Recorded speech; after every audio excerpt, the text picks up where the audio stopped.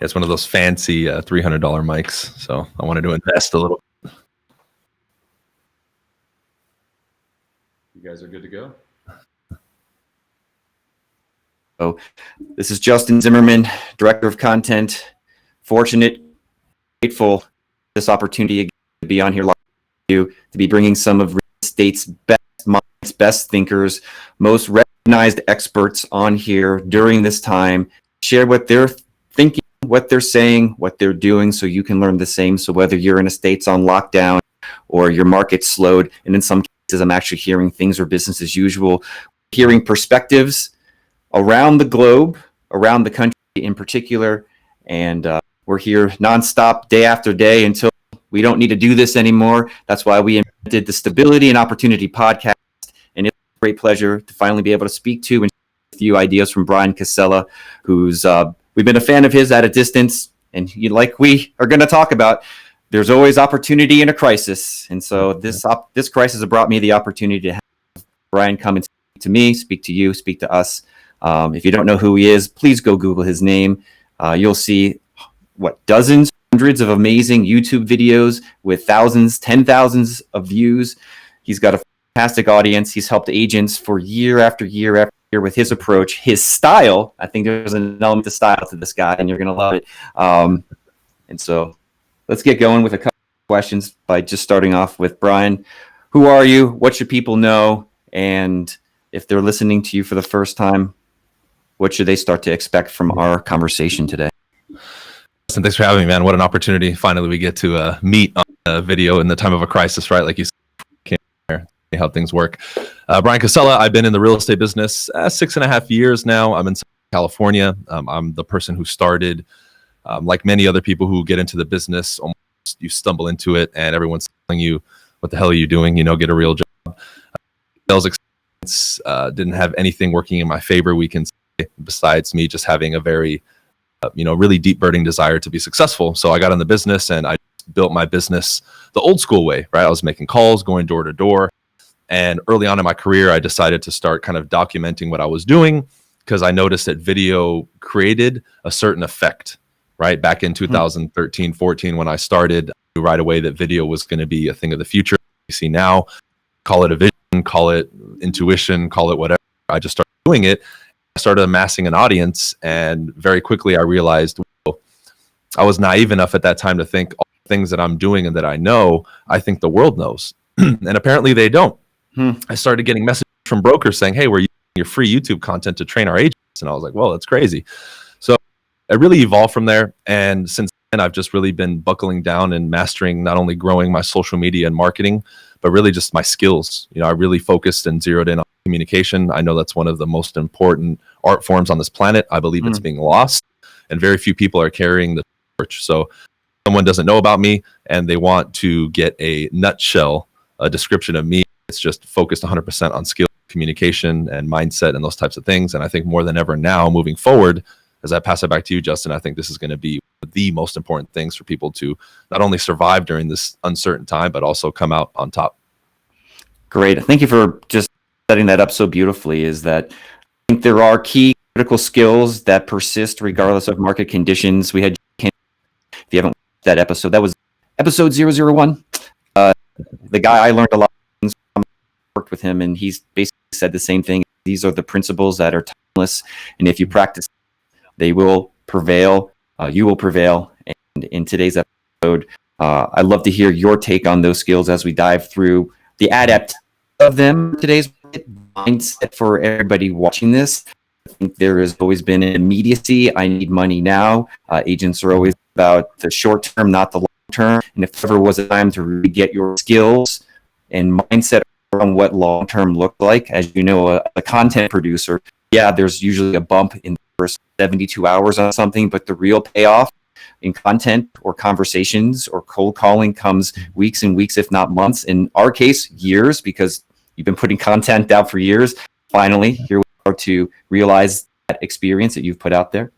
And finally, I want agents who are watching to know what to say and know what to do under the circumstances, specifically in California, which is a lockdown state. We're getting tons of calls from our customers who are in California asking us, please help us. What should we say? What should we do? And so I've got some key questions I'm going to be asking during this conversation for you on how we can address the audiences, our friends.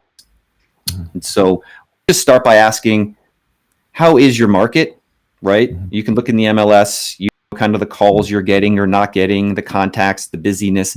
Help us understand a little bit right now where you're at and your market. Yeah. Oh, great question. You know, as I look at this thing, we're still pretty early on it, but as you know, and as you've been getting from the volume of telephone calls, we are basically shut down as far as new business. They want us to stop open houses, stop showings temporarily. Any new listings that we're getting, like we have 3 we want to put on the market, but we're holding off. Current listing that wasn't under contract, they advise us to put them on hold temporarily.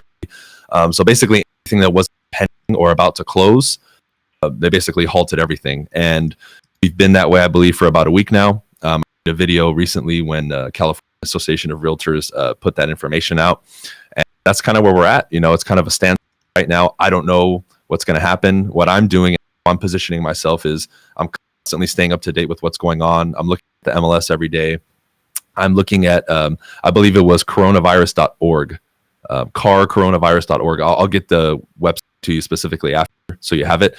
That's been today on it, specifically what California Association of Realtors is doing in regards to the new addendum that they created for, you know, the COVID-19, anything that they're working on. They are, I know, in talks right now to change us from non-essential to essential, right? They're attempting to do that. We caught that about 2 days ago.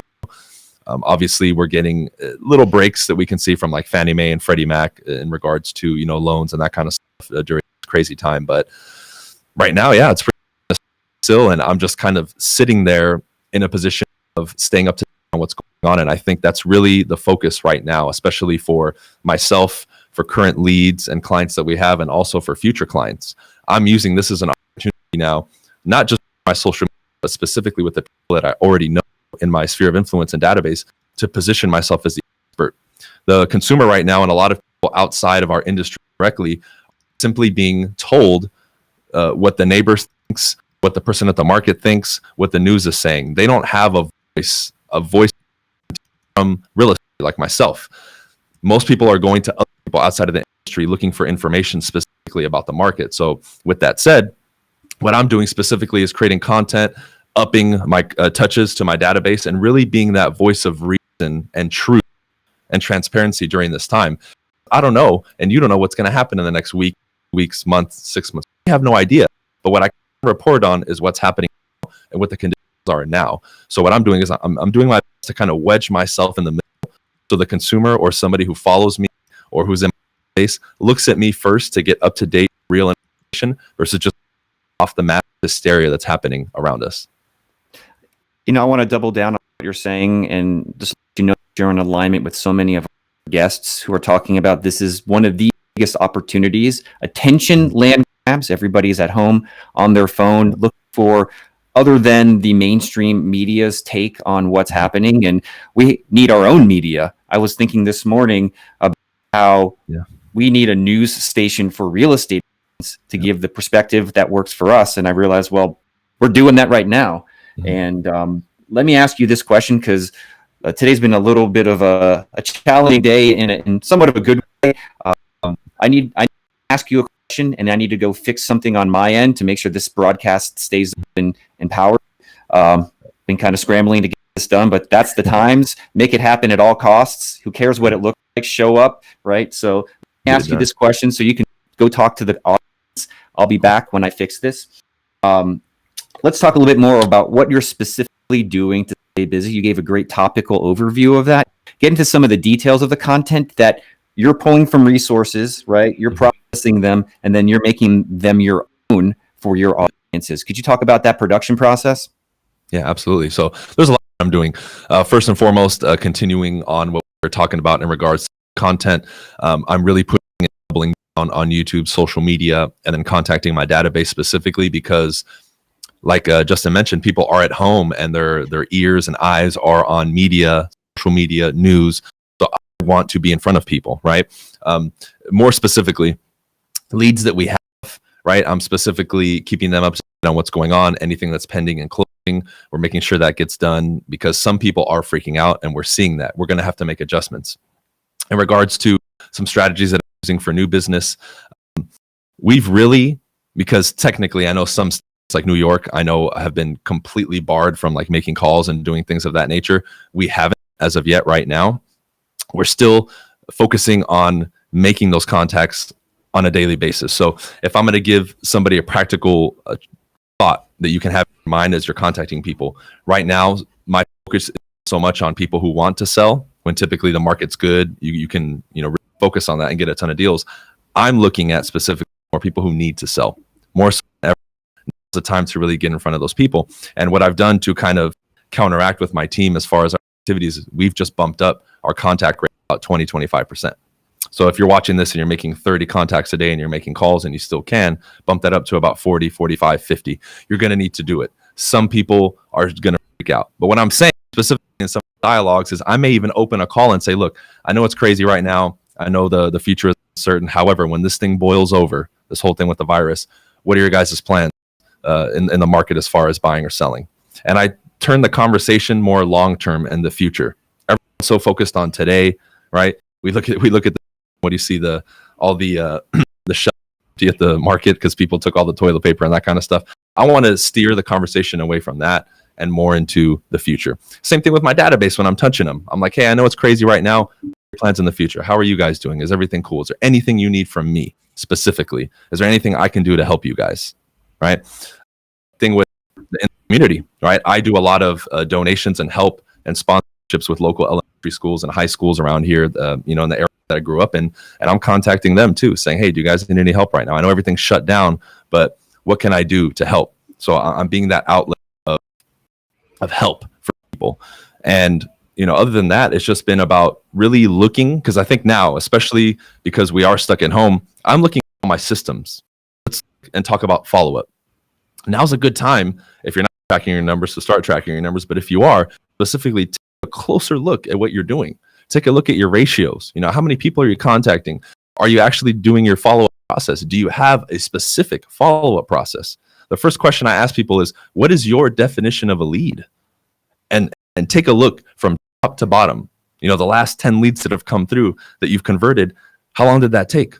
How many touches was there, right? Because then you can specifically start zeroing on these numbers and being able to get an accurate measure for how many contacts you're going to have to make, and then start it here in the future, moving forward into this time of uncertainty, and you can make adjustments, right? How many people are in your database that shouldn't be there? Get rid of them, right? So I'm just looking from the top-down approach, basically saying, hey, to stay busy, I'm refining my contacts, but more than ever, I'm just focusing on all the little nuts and bolts of my business to make sure that there's no loose ends, and that we're going to keep moving forward regardless of what's happening around us.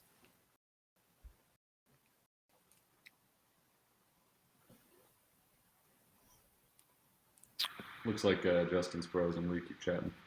It's all good. So, more than ever, I can add while we're working. One of the main focuses for me, and this is going to be a focus for all of you, I'm sure we may get into it, is leadership, right? Right now, more than ever, you need to be a leader, right? We as agents need to be leaders for our customers, for the consumer, and for the world. Because the way I see this impacting even more is if the consumer and especially our industry freaks out, it's going to cause more damage.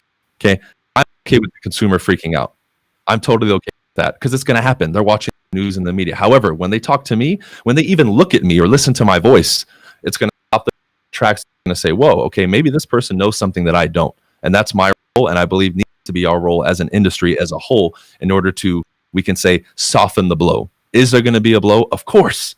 We just don't know to the extent that that blow is going to be. However, I know me, I'm considered by many an industry leader in a sense, especially online. I want to be that voice of reason and certainty, and I want to be calm. That's the biggest thing. And if we can portray that in everything that we're doing, then it's going to ease the blow of this, and we're going to be able to move forward a little bit better and smoother versus everybody just freaking out. I've got a question. So there's the message and then there's the medium, and you're one of the few people who've mastered multiple mediums. YouTube and video being a medium, the telephone being, door knocking being the medium. I'm sure there's a couple other ones you figured out. Social maybe falling somewhere in between video and copywriting. And so to get our audience who is very similar to you and where you came from, grassroots, right? Yeah. I have a simple approach. The majority of REDX's audiences, based on polling data that we do, are solo agents who are working by themselves, barely scraping by, trying to figure things out, and they use the telephone. And so I'd like to take a moment right now to kind of help you speak to them as to what type of leads are you calling? What are you saying to them? And then what are you doing to follow up and provide value? Okay. And do you want me to go beyond the scope of just this temporary situation as well? That might give context to what we said before, which is what worked then is what you should do now, and that it's just an adaptation of content, not necessarily routine and principles. So yes. Yeah. Okay, cool. So there's a lot that can be said about the subject, right? A lot of the leads, as an example, one that I'm hitting, a lead source that I'm hitting a lot more now is the absentee owner, right? If anybody listening isn't aware of the absentee owner, they're basically somebody who owns a property who that's not their personal principal residence, we can say primary residence. And I know as of recently, I've got a lot of leads because we don't know what's going to happen with the rate, right? I've been following the interest rates. They've kind of been shooting up and down, but last week they were still low. I knew now and in the future, it's probably going to shoot up or we're going to have up and down. So having conversations with them, as I'm still now, like, have you thought about taking advantage of that and maybe, pulling some money out and getting a property, right? Because I know right now, especially with this uncertainty, you want to make sure you can increase your cash flow. So that's a conversation that I'm having. Expires have to sell. Some of them that I'm calling still need to have job transfers or they have a legitimate reason to need to sell. People right now who are behind on taxes, people who are behind on their mortgage payments are great leads to have right now because they need to sell, right? What if in a month from now, and this is the conversation I'm having, you're in a position right now, Mr. Seller, where, XYZ equals a sale, meaning I know I can get you this much and we can get you sold, wipe your hands clean of this debt and move you on. Can we do that in a month or 2 months? I have no idea. But right now, definitely we can do this and now's the time. My own, great. For the last couple of weeks, those conversations have their attitudes have changed tremendously. That I call them now versus before. Oh, you're over 63 who called me, right? Now I can have a better, more direct, honest conversation with the for sale by owner as compared to before. So some of you I know out there are afraid or almost intimidated to call it for sale by owner. They have the market on their side before. Now this is a harsh reminder and reality for them that, hey, I do need an agent. And especially, yeah. So go after the for sale by owners, right? Besides that, let's see. We have the absentee owners, the expireds, the for sale by owners. Now's a good time if you guys haven't been going after, and this is something we're starting to do, but I'm by no means an expert in the people who are in pre-foreclosure, right? I have alluded to this earlier with some people who may be losing their house, but now more than ever, they have a sense of urgency because we don't know what's going to happen ahead. So that would be a great lead source for you to go after too. The main point in all your conversations is when you're talking to somebody who needs to sell, it's different than somebody who wants to sell, right? The last 6 years, a lot of the conversations you've been having with leads or that have come up have been, well, if I get XYZ price, well, I don't really have to move this and that. Well, the market's going up, I'm going to sit. Now hit a point where people don't have the market as we can say a support system to fall back on and say, well, I'll just wait because of the market. We've already hit that peak and it's about to go down. So now with that reality, a lot of people aren't aware of it. Okay. People either fall into the side of, oh, the market's okay, or, oh my, the market's in shambles already. They're not up to date on what's going on now. This is why I bring these stats and facts. Last week, when that addendum was released, specifically in my conversations, I would say, are you aware that the California Association of Realtors has already released an addendum to protect you? This is for all my clients who are in escrow or who are about to go in escrow. So that tells you they're being proactive about this. So how much more confidence does that give you in moving forward with this transaction? I love that. Right? And I'm that voice, but it goes back to what we said in the beginning. I'm staying up to date, and it doesn't take long, Justin. I spend maybe a couple times a day, 5-10 minutes on the website looking for updates. It's not really that bad. Same with cold calls. I'll get people who are saying, oh, the market shut down. I'm like, oh, Mr. Did you know that 350 properties went under contract yesterday? Did the news tell you that? No, they just told you that everybody's freaking out, right? So it's just staying up to date, man, and really giving people the straight up numbers, because more than anything now, we're going to be dealing with, we can say, mixed emotions from people, and we're going to have to be able to kind of navigate through that and just be calm and hit them with facts and be bold enough to do it. You know, I think sometimes as agents, we almost want to bow down to like a third-party website or the news when we're actually the ones that have the real information. The third-party websites wouldn't exist without you, real estate agents, right? The news media wouldn't have anything to report on if MLS and everything that we put out didn't exist. And you have to know that. That's what gives me the confidence to talk to an expired or a for sale by owner or anybody in regards to these matters, because we have information. We are a stable pillar, not only in the economy, but of course in real estate, the facts. And you need to know that when you're speaking to people, because it's going to give you that brush of confidence and certainty that you need to deliver this information. Because you're going to get people in the next couple of months who are going to be all over the place, and it's up to you to grab them and hold them and say, hey, listen to me. This is the truth. You know what you just brought up goes back to the main value proposition we as realtors have to get connected with. And there may not be a finer hour for us to really show the world our value. Our value's been in question for years, right? Yep. People can find properties anywhere. That asset that we used to have, the book of business, MLS, it's not as strong as it used to be. But what we do have is access to information. And more than ever, this is the opportunity. What you just highlighted, I think, for other agents to hear is that what do we know, what we can share, that is our true value. And what better opportunity to find stability in this market? I don't know if you had seen also, I need to confirm this again just to be 100% sure, but I think I saw that like Zillow and like Offer Up and all that, they pulled that service off of the third-party websites where they do the instant offers and all that stuff. They've actually pulled that away. And then I'm looking at, you know, one thing that was in my mind is we're putting stuff on hold, you know, on the MLS as far as listings. What are the third-party websites going to do? Are they going to keep running the days on market? Because if they do, based on the situation, that's kind of dishonest in my opinion, because we have to put it on hold because of a crisis. So I think now more than ever, we're going to see possibly, we can say this is a positive in this situation. You know, we may see the reality of having some of these websites and how if something like this happens, it can really bridge a gap between the truth and what's really going on and what the consumer thinks is the best information and most accurate. You've tapped into the vein of what I think today's episode, and I think the whole series is going to stand on, is empowering our friends, our agents, our community with the right knowledge and knowing what to say and to do. I think you just articulated that so clearly. I'd like to dive back down into a couple more tactical usage cases based on the lead types, because I think you mentioned pre-foreclosures, you mentioned for sale by owners, you mentioned expireds, you mentioned for rent by owners / absentee owners. And those also happen to be lead types that so many of our customers are paying money for, and they need to get value out of them. And it would be a shame for them to cancel, not because we lose revenue, but they miss the opportunity to leverage what's already right in front of them. And so I'd like to, based on your expertise and experience right now, maybe simulate a conversation that you have had, what that would look like, so that way the audience can feel empowered to then, as soon as they're done with this video, go call whatever lead type they have and say what you've just said. So let's coach them right now. Sure. Yeah. So let's say I call somebody and I'm calling, I don't know, expired as an example, right?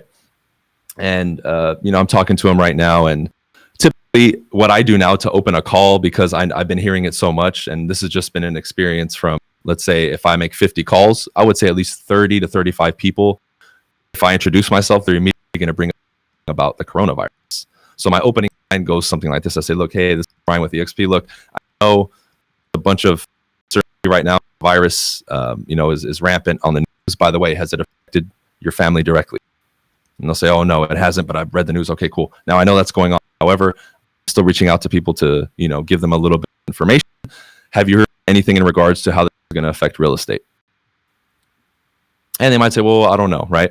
That's for a general cold call. If I'm calling an expired, I'm going to be a little bit direct in the sense that, hey, I'm calling about your home XYZ Elm Street.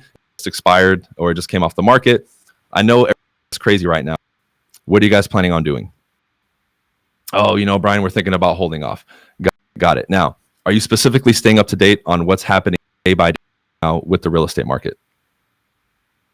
No. Okay. So what was your plan originally? And I'm going to start talking a little. Oh, we're going to move to Florida. Excellent. You guys wanted to move to what part of Florida? Miami. Great. Well, what's the time frame? 90 days. Okay.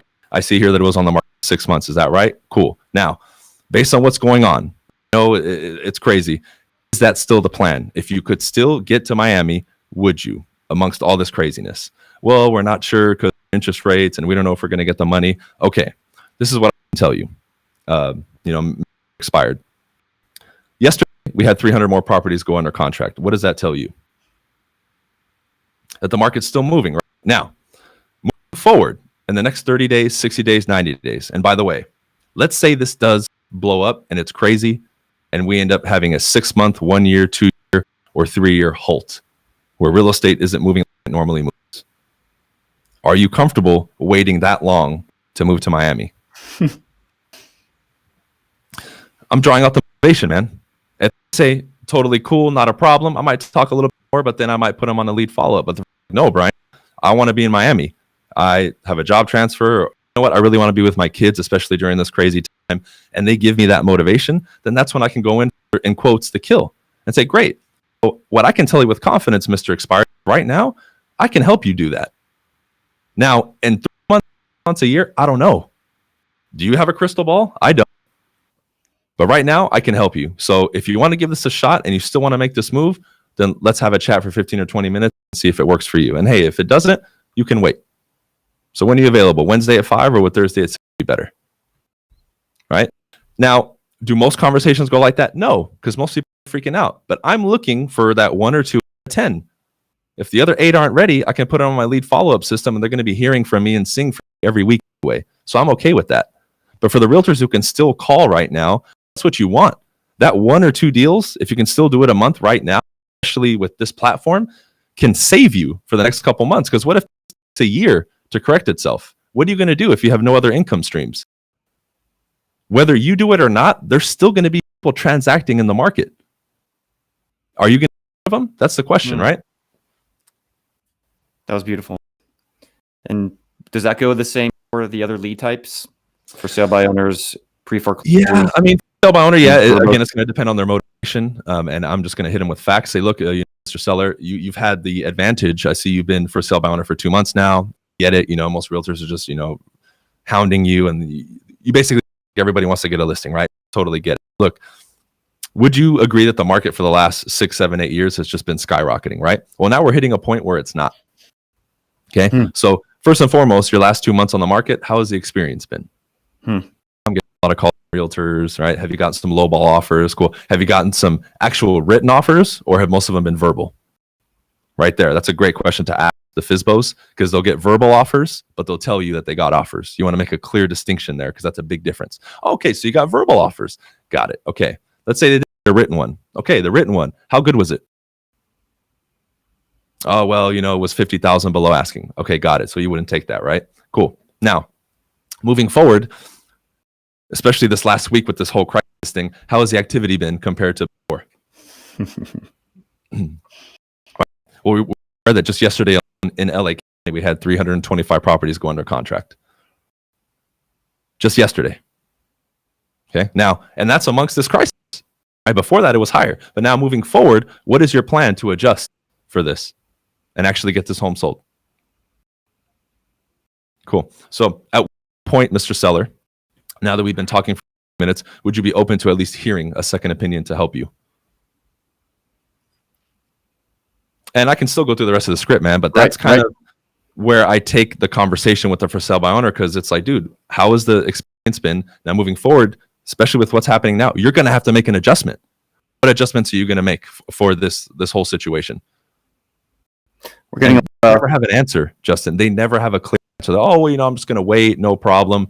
Now, if their motivation isn't there, obviously not going to push for the appointment or try to help them. And again, guys, for everybody listening, if you're in California, obviously we can't meet with them now. The adjustments you can make now if you want to meet with somebody is do a video call. I've been setting Zoom calls and video calls with people. I've already adjusted my marketing plan to do virtual tours, 60 video of the property and all that stuff in case this takes a long time. Because even if we get bumped to essential and we can still conduct business, you want to make sure that you adjust. And so many people right now have been afraid to do video. You have to do it now. You have no choice. So when I even did, I sold a house last year, by the way. I don't know if I mentioned it to you, through FaceTime before all this. I sold an $820,000 house through FaceTime when everybody was laughing at me saying, dude, nobody's going to buy a house through the phone. I said, watch me. So same thing now. Great, Mr. Sutton. I know everything's locked down right now. However, we can conduct a Zoom meeting. And what I'll do is prior to, I'll send you all the stuff so we can go through it together. Fair? Cool. What's your best email? And we set up a Zoom call like this. I've had to coach people on how to Zoom through their phone because they don't have it. So what I've done is you can go on your phone, right? Swipe down. You have a screen record option, which is that little button right here. You can press it. In 2 seconds, it does a timer. Your screen will start recording. Go back up. Go into your app store. Show how to download the Zoom app. You get that as a video. You send it to your client. Now, I don't care who they are. They're going to watch the video, and they're going to be able to figure it out. Now they have Zoom on their phone, and you can do it through the phone. If not, somebody's a little bit more tech savvy, you can do it through the computer. Because the main argument I'm going to get with that, Justin, is, well, no one's going to do that or take it seriously through video. Why not? You know how many hundreds of millions of dollars are transacted through video all the time? Why wouldn't somebody take it seriously? The only way that's not going to work is if you believe it's not going to work. I'll meet with a guy who has $100 million property through video. No problem. I have no problem presenting my value proposition through video. It doesn't matter. And the beauty in video that people miss is you can use video to make eye contact, use your body language, right? It's not just your voice. It is over the phone. It's extremely powerful. And for those of you who haven't been doing video, if you can even send a text message video to somebody 10 or 15 seconds, and you can even string a sentence half decent, you're going to sound like an expert to them, right? And the more you do it, the better you get. But what better way for you right now, sitting at home, and most of you are probably wearing your suit jacket and wearing pajama bottoms or just your underwear, and you can meet with somebody, propose your proposition, and sign a listing at 5, 7%, whatever your commission is, and you can still work sitting at home. Then you can close the call and say, hey, I just signed a listing that's a $30,000 commission. I mean, do we live in a better time, Justin? I mean, see, I'm looking at this from a position of opportunity, positivity, and just like limitless. You know? And everyone's just like, oh my God, I can't do it. Well, you mean I have to actually put on a shirt? I can't be in my pajamas? Like, come on, dude, give me a break. Man, you just crushed that. To jump into a couple of things. One, I think, like you said, the market was in the favor of phys for by owners. Just the rising tide brought them with it, and our value proposition to especially them was more challenging to articulate and convert. But I think now, as the technological shift is happening, because everybody's talking about Zoom. If you go look at Zoom stock, by the way, that will represent how powerful this product actually is for people right now. And 100%. Agents who have been behind the curve, the opportunity to catch up and let the wave now move in our favor towards our expertise, towards our knowledge, for the true market makers in the communities who actually understand what's happening. This is the time to get clear on those facts and articulate them in any medium we started off with, whether it's the phone, via Zoom, and I'm sure some of the other things that we're going to talk about and were mentioned on the other episodes. I'd like to pause for one moment before we jump into some of the other scripts. And for everybody watching this, we are taking detailed notes behind the scenes and writing down all the notes and scripts and links and resources, so that way afterwards people can actually use them. And so I'd like to drop a couple of resources that you recommend right now, from both where you get your information from. I know in California there's very specific data points and services and websites that you know about, as well as any technological resources. And we're going to make these available after the show for everybody. Cool. Yeah. Let's see. I do need to confirm with you, because I don't want to give you the wrong website. I know there's a specific one for the coronavirus that the California Association of Realtors has given. I believe coronavirus.org, but I'll pass that to you. More so than ever right now, obviously we're using Zoom. FaceTime is huge. One thing that we've utilized a lot that we have over at my brokerage is KV Core. And KV Core is an amazing technology because it's like a CRM to implement a video and text message through it. And it's been great. Obviously, the REDX we've been using tremendously. And we have like all of the lead generation software platforms platforms. We can say we have the REDX, we have Vulcan 7, we have Land Voice. Also, we use Realty Resource as well. I mean, I got them all because I would rather have too many than not enough. Right now, if you're in a position where financially you're a little bit more challenged, what I recommend for people, and this is how I started, Mojo Dialer, which is a triple line dialer if you want to utilize it, or you can get a single line dialer, and it allows you to take notes and organize very well. So for some of you a little bit more analytical and you like being more organized, that's a great platform. And then the REDX. And what I love about the REDX is I remember doing this, and this is a tactic you guys can use, I think, as an additional lead source. I used to go in the MLS, and I'm sure everybody has this option, and I would download all of the active, pending expireds, from last year, the year before. So let's say I started in 2013 and 14. I pulled that year all the way back to like the crash of 2007 and 8. And what I did was I would export them in the Excel spreadsheets, the .csv, I think, or whatever it is. Yep. And I would upload it to the REDX. Then the REDX software would scrub it. So anything that was relisted and sold, it would gray it out. But there were some leads that were still left, meaning they were still available and they needed to be listed. I would upload that into the Mojo Dialer, and I would start cranking away. And I cannot tell you how many people I've added to my database, how many listings I've got just from doing that. Because people will tell me, dude, why are you calling expired 6 months or a year ago? Well, now's the perfect time, right? If somebody wants to move or somebody has given up, a lot of these people have just given up. That's a great way to do it. And I noticed that no one else except for the REDX gave me that option, which is why I ride with REDX until the cows come home, right? Because that I believe is unique to you guys, and it's great.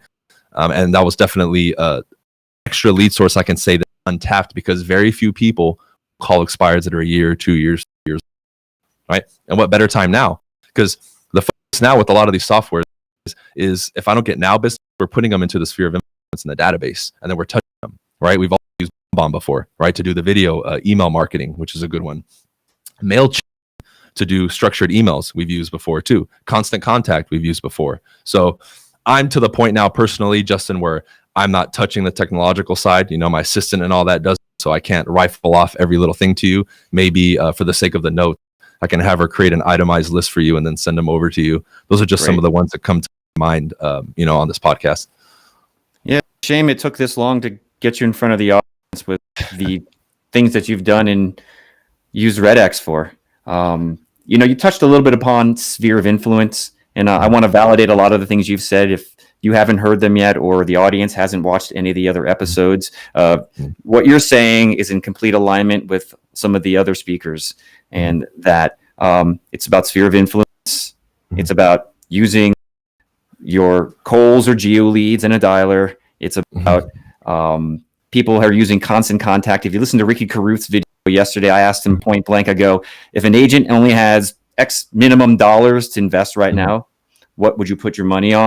And he said, well, he mentioned REDX, but I'm not here to promote products. I'm here to give options and resources, although we'd like people to use REDX and our Storm Dialer. But regardless of which, have some sort of geo leads tool, have some sort of dialer, have Constant Contact, talk to the people who are going to be in business for now business, and then everybody else put into your sphere. So aligning with what they're saying to what you're saying is, tell me what you think and maybe why now might be the best, biggest opportunity for sphere of influence marketing. Man, there's one thing I want to say right before I get into that. This is what I think has been missed from a lot of people, and I really want to say this as we get into the subject specifically. I think people have driven a wedge between skills, right? Like we'll talk about like REDX, and going for people, building relationships. I think some people have stigmatized and think, well, you either just build relationships or you just sell. Because I'm labeled as more the guy who's the salesman and, a fast talker and aggressive and all that, right? But I'm phenomenal at building relationships too. That's what people miss. I just don't always lead with that because I want people to build skills, because that's what allows you to build deeper relationships with people. So I wanted to say that first because now's the best time to do that. My skills will get more people into my database, right? And I want to make it clear. You don't have to pick, ladies and gentlemen. You can do both at a high level, okay? So when it comes to database, right now is the biggest opportunity because number one, people, I think, more than ever need to be led and educated. Number two is a lot of people don't focus on it in this business. You said it before. People are so excited and they think so short term in regards to database. And now more than ever, they're going to realize, man, I have a pot of gold here I've been neglecting, like I did in the beginning, because I was super rah, hardcore sales guy, right? So the first couple months, I didn't take advantage of it. And, I felt it a year later because I wasn't getting as many referrals, right? Number 3 is that your database right now is going to feed you more than ever, because there's going to be people in there that if you're aligning with them right, and they know you and they like you and they trust you, they're going to give you business. Okay. Here's another one I want to add to it. In my database, I've also added a lot of real estate agents. So my agent to agent referral network in my database, which people forget, that's a part of your database. Other agents should have working relationships with other agents. I think this year, Justin, will do at least 25, 30 transactions from agent to agent referral, right? And that's not including the people I get from my Instagram and YouTube that are just clients. I'm talking about straight up agent to agent referral. Hey, Bryan, we're in Florida. We want to send you somebody who's moving to LA, right? And that's huge. And people forget that. So I want to bring that up because that's tremendous. You can do a couple $100,000 in just referrals if you do right. Okay. Also, there's, I believe, also a great opportunity now with vendors to push them to your database, right? I have great relationships with my vendors, my escrow people, my title people, my inspectors. Now more than ever is to be a resource for people in your database. So what I'm doing is, and this is something I can give the audience, I've been doing recently some interviews with some of my vendors, introducing them to my database, my title guy, my escrow people, my inspectors, termite, home inspectors and all that. So not only can they share their expertise, but I'm also going to give them more business by sending them to my database, and it reciprocates. In a time right now, ladies and gentlemen, when people are scared, they might not tell you that they want to sell or that they're interested, but they might tell their pool guy or their inspector, or the guy who comes and remodels a bathroom for them. And they do a couple little things and they do like a new countertop. They might tell them. And if you have a good relationship with them, guess what? They're going to tell you. Or at the very minimum, they're going to say, you know what? You guys are thinking about selling? You got to talk to Justin. He's the guy. I've known him. I've worked with him for a long time. And then guess what? If you've been doing this video series and it's just a quick 1 or 2 minute interview and let them talk about themselves and what they do, you think the public knows about a real estate transaction? They have no idea.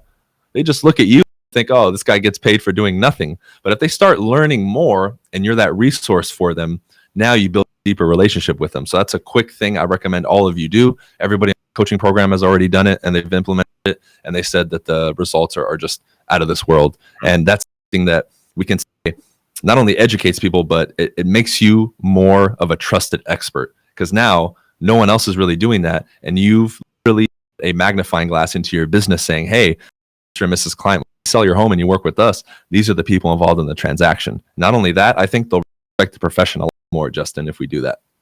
You know what I love about what you and I are doing now? We're doing what I think in Tony Robbins' language, repetition is the mother of skill. Yep. And I know this is how I work, and I'll just make an assumption that other people work the same way. If someone makes a recommendation for you to read a book, you hear it once, yeah, twice, okay. You hear it a third time, and then you're like, all right, I'm going to get that book. I'm going to take that action. And power, I feel, comes in threes, and you're the third person, kind of like 777 on a jackpot. You're the third guest last week who's come on here and said how important their vendor network is. Joe Rosen talked about his vendor network, his mastermind group, how he's taken that online. I learned originally this from Jay Kinder, who back in the day had his vendor sponsor list that he would drive a significant amount of business, just like you said. And so it can't be ignored. And even Bernice Ross, who was, I think, our second guest, she mentioned about how Greg McDaniels is reaching out to his network and creating essentially online videos, just like the way you said. And so to really focus on the two things, and I kind of put my hands up like this, like turntable tracks, there's the now business, and then there's the sphere of influence business. Mm-hmm. And I think you've done a fantastic job. And I want to get back into a little bit more about the essentially previously known as cold calling, now maybe known as telephone networking, to find out, how to get those people, those scripts finished up with our furbos. And I think we still have maybe pre-foreclosures to get to. If we don't get the pre-foreclosure, fine. But I think you had some really interesting thoughts on the absentee owners. But to not leave out this other track, which is, okay, here's the people who are ready to do something in the next foreseeable future based on how you've qualified them. Everybody else goes to the sphere of influence bucket. What to do with that sphere? That's the thing I'm talking about. where you've dropped that third in a row highlight of how to connect your sphere of influence with your vendor network. And not only that, man, also local businesses, because how many people are afraid now that local businesses are going to go under, during this crazy time. So I've done those videos also, and I recommend people do it. I would do 1 or 2 a week featuring. I first started to get good at it with people that I knew, right? My barber, my tax person at the time when I started, and I started featuring local businesses, and I would shoot a quick video with them. They introduce themselves, they talk about their business, and then I say, hey, why should somebody come here and cut their hair versus XYZ barbershop down the street? And then I would use that to get their information too, because I say, look, I'm going to put the video together, I'm going to send it out to my network and put it on my YouTube, but beforehand, I want to get your thumbs up. That's when I would get their number and their email from that interaction. But the typical realtor, when they go into a business, they just say, hey, can I put my business cards in the front, right? They don't bring any value. So I'm doing that to not only highlight local businesses, but also get high octane people into my database. These are business owners. So obviously they're affluent. They know their stuff. They know other people who are affluent. And that's the networks that I want to get into and build relationships with. But I started with value. So if you do 1 or 2 of those a week, especially right now, when local businesses are running for the hills or scared, you're going to position yourself with another group of good individuals that I think a lot of people aren't taking advantage of. Man, I'm trying to think of a realtor right now that we talked about at the beginning of the show who is so short-term focused, which probably is the reason why expireds, FSBOs, low-hanging fruit leads are essentially, they get stuck in first, second, third grade. They get stuck in elementary school as far as like their progression into the higher levels of this business. And obviously that's important to do. And we know the graduates who have used REDX to then go on and build massive spheres and referral business that essentially is fed by the value that you continually feed them. Because you're essentially one of the masters in our industry and space. Let's give everybody listening right now who doesn't understand the long tail, long-term value of content, why and how. Well, one, yes, continue to do the short-term stuff that can pay the bills now. But can you explain what you've experienced and the value of content and relationships over time? Man, we would need to do a whole other hour podcast for me to fill it in, man. And I will admit, and I have many times, even to my channel and everybody that knows me, I was one of the short-sighted people in the beginning because I was just taught sell, ram it down their throat, get it signed, move on to the next one, right? So I was guilty of it. And I more so morphed out of that because I knew there was a human element to it. And that's what really led me to studying communication more and becoming more well-rounded. And I call myself like a ninja or like chameleon, right? I can deal with anybody and know when to be aggressive and when not to. But, I started noticing it after about a year because I was like, man, year and a half, the referrals should already be pouring in. And I was getting some, but not that many. That's when the light bulb went off, right? So I was simultaneously doing my content, but that's really when the switch went on to start focusing on bringing value to my database and also, being able to transition from just nose to the grindstone work 12, 14 hours a day to then having a more leveraged business, building a team, and then being able to count on, 30, 40% of your deals or more, like you've heard from every top producer coming from your database, right? I've never seen anybody on stage who's doing 100, 200, 300, 400, 1,000 deals that says, only 10% of my deals come from database. The lowest number I've ever heard is like 35% or 40%. And I'm sure Justin can probably agree with that, and it's normally half or more. So it tells you something. If you just look at it from the outside objectively, from a factual, logical standpoint, everybody's saying that. So that really sunk in my mind. Like you said, repetition, I'd heard it a million times. I just didn't want to believe it, right? Because I thought I was the best salesman in the world. But, it's one of those things that like you realize the power of it when a time like this comes. Like I'm okay. I'm still in contact with people. We still have, I think already in the last week and a half, we've already put together like, between listings and buyers, 5 or 6 that are ready to just go out as soon as we get the green light, right? And this lift is held off.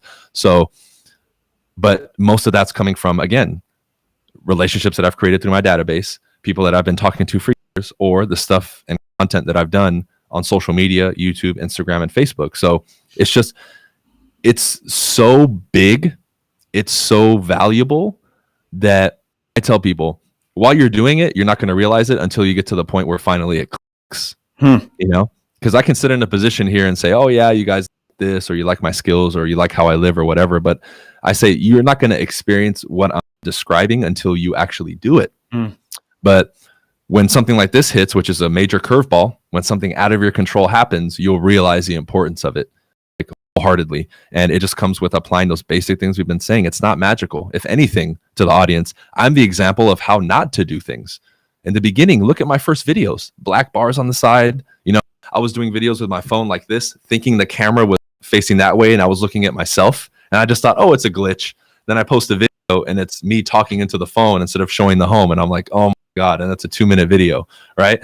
Audio quality was never that good. I never edited anything, right? I, in quotes, a lot of the rules you're supposed to break, but my sheer consistency and value was able to grow me. So if you avoid those little errors that I made, it's going to be a little easier for you, but it's going to take time and consistency to do it. And anybody can do this, right? I'm someone who was an athlete who never had, we can say in quotes, besides school jobs, because I had scholarships and stuff for basketball. I never had like a real job. I did retail. I was never corporate. I jumped into sales as being somebody who, you know, wasn't really that great at talking to people, wasn't considered the social butterfly. And look what I've done with content and, you know, telephone skills and all that stuff. So if anything, I'm the prime example for people to look at in a book and say, dang, if this guy can do it, anybody can freaking do it. And I know it's become almost cliche to say that, but when you listen to the interviews I've done with other people and some of my friends that I'm featuring now that have known me for 10, 15 years, they'll attest to what I'm saying.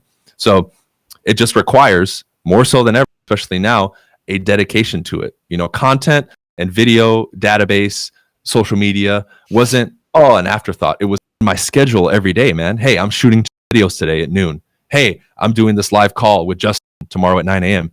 It's a priority, just like calls were. And once it becomes a priority to you, you're going to start doing it, then you'll reap the benefit. But it's one of those things that it's like a plant. You got to water it. You can't water it once and then say, hey, how come it's not growing? Yeah, we're definitely going to have to bring you back for another show, if not for my own personal enjoyment of being able to work and have great conversations like this. For sure, man. I'm open whenever. A couple of things stood out for me there. Principles, I want to bring them back to, in case when people find themselves in a period of uncertainty and chaos, you got to look for the principles. That's the reason why they are the principles. A couple of things you brought up was consistency, right? And modeling others who are where you are.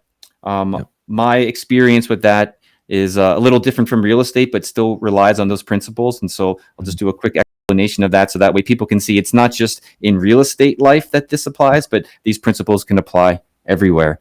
And I got my running game up to about 10, 15 miles, no problem at this point. I'm on day 485 in a row of at least a 5K a day. And when I first started, I couldn't run a half a mile. Right? I was fat. I was 30 pounds overweight. I was on the ice cream diet, you know, and I just showed up a little bit every single day. And the magic of principles is consistency and modeling. I found someone online, a guy named Hella Good, who's on like day 1,000 something in a row. He's an athlete. He's ripped. Wow. He's the guy that I want to be, right? He's got a Trans-America run that he's planning on still doing. Go follow him. Awesome. He's awesome. And so I found a mental model, and I found consistency.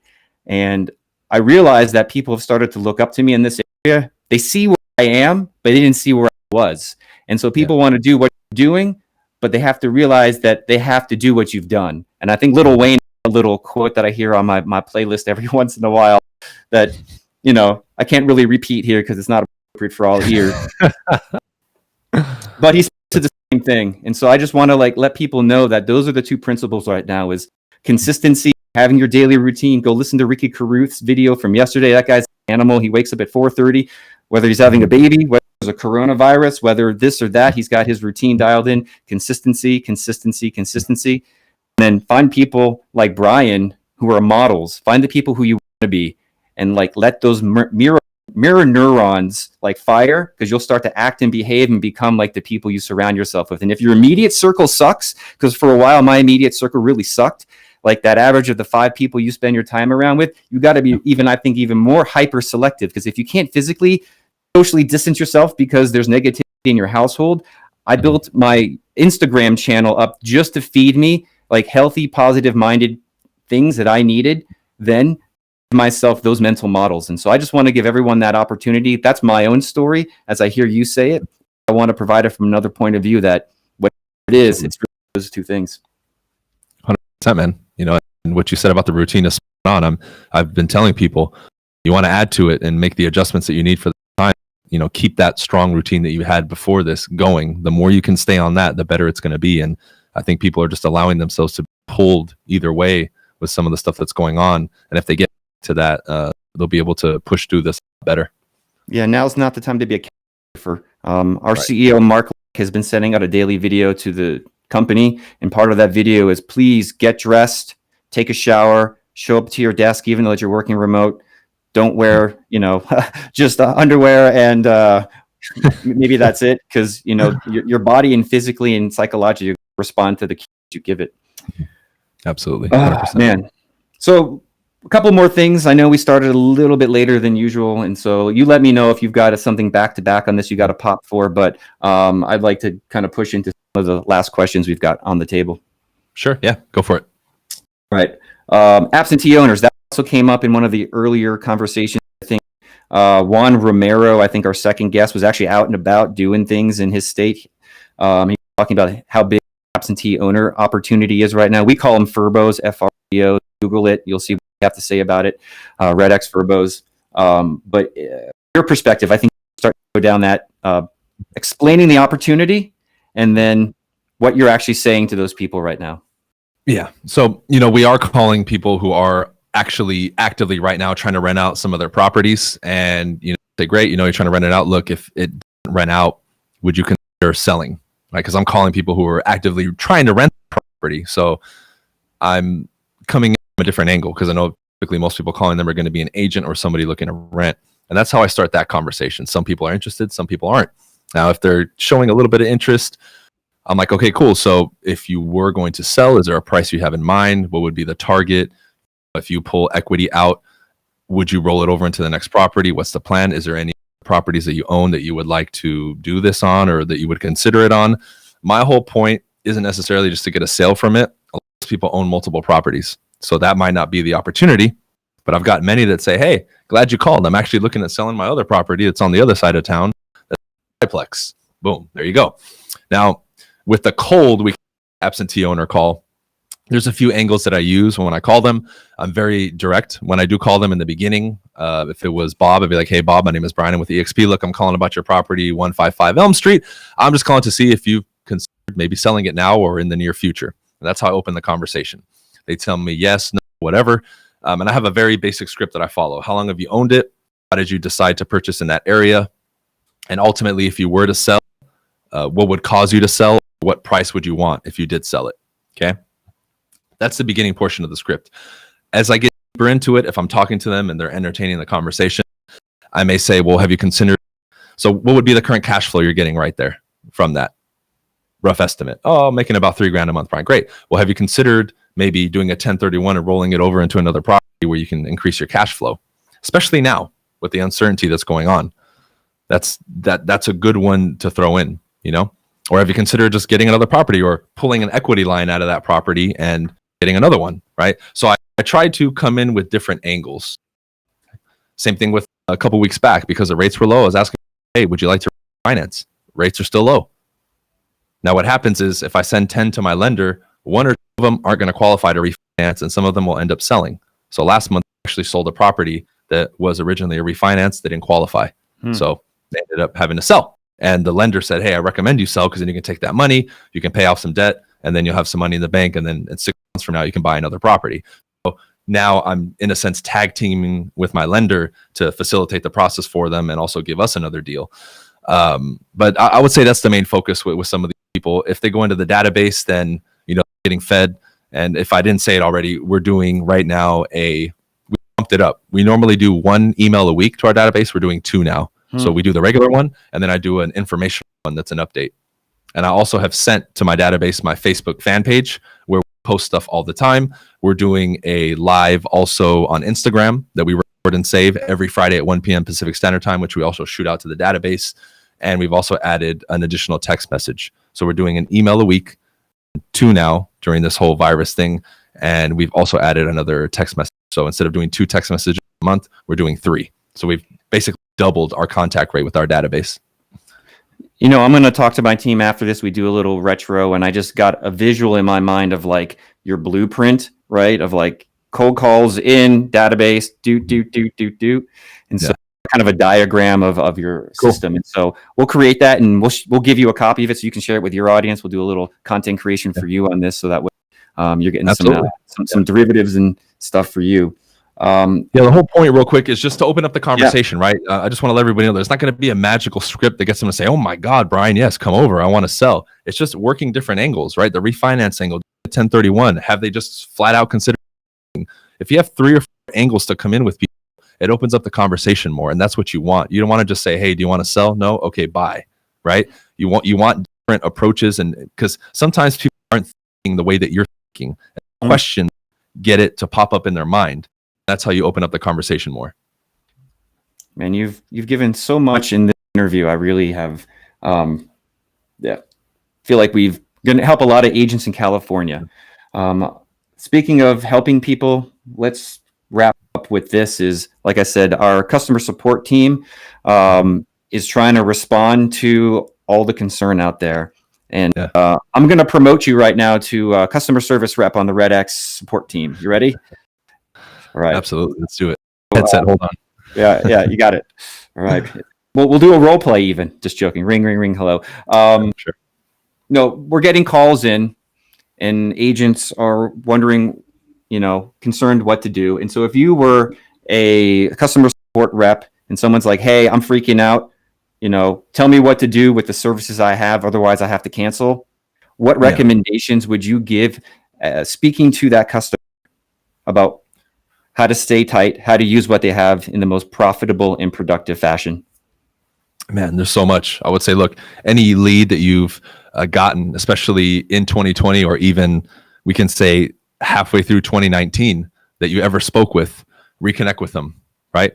Anybody who's also an old expired or for sale by owner, anybody who you have in the system that you went through with the REDX, because it's all saved there, right? I remember, because I know you changed the platform a while back, but originally, from what I remember, because those are just the old school memories I have, everything was in a list. So I would circle back on my dialer and call everybody again, right? Additionally, anybody who I ever came across, we can say as a direct result of the REDX, meaning, because I don't know what it is in some places. I know some places you can door to door and businesses as usual. Anybody who I came across door knocking, right, who I got their number or didn't, I would go back again. I mean, it's basically about not accepting at face value that you can't do anything. As an example, a lot of the states can't do a cold call. Well, that means the first contact that I make with somebody technically is a cold call, right? If we had talked before, if we had set up any kind of follow-up, or we had been in touch at all previously, that's now not a cold call. So how many other possibilities do I have? If I go on my Mojo dialer, I'm going to have tens of thousands of numbers like that are not a out cold call if we're going to follow the rules in that case. So I think the opportunity, Justin, I just think people are too focused on, oh my God, I can't do blank. You know what I mean? And aside from that, all the stuff we've talked about, creating content, right? Obviously, I want to position myself with a database, but feeding the new business, it's going to vary on the area that you're in. If you're shut down, you're shut down. But more so than ever in California, I think right now is a good time to understand what's going on. We're going to be probably classified as essential pretty soon and be able to resume.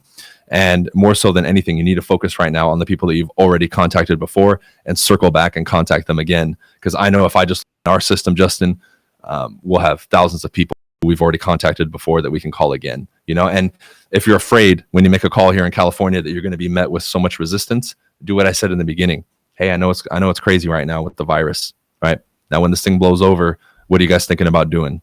Or have you reconsidered? I know we spoke last year, Bob, in October, your plans moving forward once this thing boils over. And then just get into more conversations, right? 20%, I think I said in the beginning, 25% extra contacts. That needs to be the goal.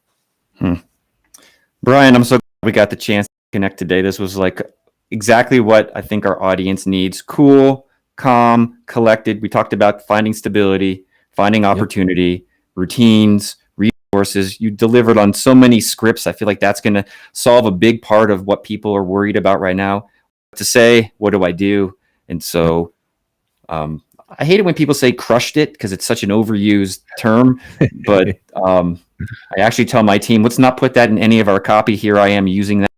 Crush it. I see Andrew at the bottom here who's helping us run this thing. He's smiling, saying, oh, you're saying crush it. Crushed it. Yeah. And very, very purposeful circumstances crushed it. So I'd Yeah, just you. like to Appreciate say we look forward to having you back on the show. We'll get into some more things as we go forward. I want to let everybody watching this right now know that we're taking notes behind the scenes to provide you the details, the highlights. And so if you're not yet on the Stability and Opportunity podcast email list, just go to theredx.com/blog. Wait for a little pop-up. Put your email in there. We're going to provide you updates when we have new shows, new episodes, and of course, action guides we're creating, the resource links we're providing. If you're on YouTube watching this, hit subscribe. If you're watching this on Bryan's channel eventually, because we're going to give you a version of this as well, hit subscribe to his channel. And just want to call out to the whole team behind the scenes right now, who very, very rapidly went from working together on site to figuring out not just how to work remotely, but we've also put together this series in very quick fashion. And so just a shout out to all the hustle for everybody behind the scenes right now. And keep an eye on our social because they're cranking out bits and pieces there as well. We've got one more show today, double booked. Thank you, Hannah, for that. We've got Jason Morris, another fantastic person who everybody knows, likes, trusts, Southern Draw. If you're not in his Facebook group, the Agents That Really Work. He lives up to that name. And so we're going to be bringing him on a little bit. Bryan, would love to have you tune in, chat away, but we got to end it right now. So we'll do it again next time. Thanks, man. Everybody, stay safe, stay clean, stay productive. Yeah.